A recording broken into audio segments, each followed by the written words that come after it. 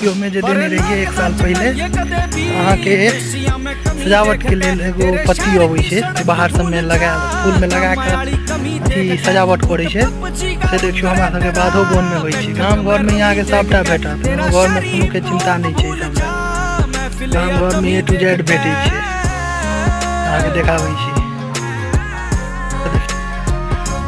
पत्ती रहे छै ना सजावट में, घोप देलक फूल में या ना फूल में ना घोप देलक अपन लागल रह। या तो बाहर में आप अगर नहीं भेटल तो आर्टिफिशियलो वाला अबै छै से मंगा के अपन घोप दै छै। ओना ई पत्ती सब तो ज्यादा दिन तो नहीं चलते, क्योंकि ई सब प्राकृतिक के पत्ती ई सब अहाँ के सुखा जेते 2 दिन में।